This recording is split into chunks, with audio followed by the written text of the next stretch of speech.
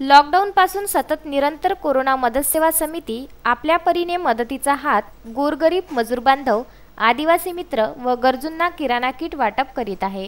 Corona मदत सेवा समितीने आतापर्यंत मेळघाट परिक्षेत्रामधील 10 ते 12 अतिदुर्गम गावांमध्ये हजारो कुटुंबाला शेकडो किराणा किट वाटप केले आहे। तसेच लॉकडाऊन नंतर सतत तहसील प्रशासन सुद्धा आपल्या तहसीलमधील कोणीही गरजू उपाशी राहू नये म्हणून प्रयत्न करीत आहे। ठिकठिकाणी क्वारंटाईन केलेल्या सेंटरमध्ये तहसील प्रशासन भोजनाची व्यवस्था करीत असताना ही मदत कुठे कमी पडणार नाही याची दखल घेऊन स्थानिक NGO, सामाजिक संस्था यांची मदत घेत आहे।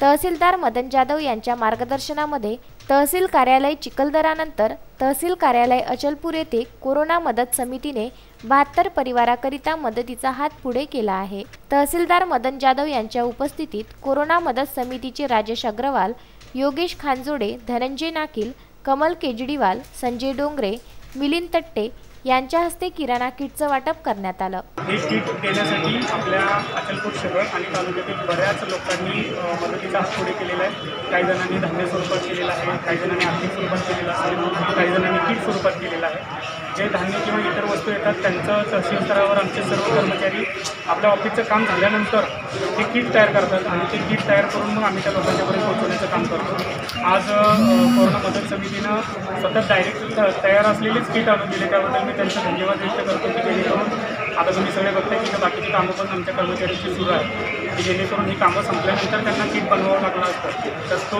त्यांचा जो वेळ आहे तो वाचलेला आहे आणि आपल्याला थेट आता त्या लोकांच्यापर्यंत हे पोहोचवणं सोयीस्कर होणार आहे। त्यामुळे मी पुन्हा एकदा त्यांचा धन्यवाद देतो आणि आशा व्यक्त करतो की आपण जे सर्व सामाजिक उत्तरदायित्व ज्यांच्या निभावणारे जे व्यक्ती आहेत, सामाजिक संघटना आहेत, या सर्वांच्या मदतीनं आपण निश्चितपणे कोरोनावर लवकरच मागतो।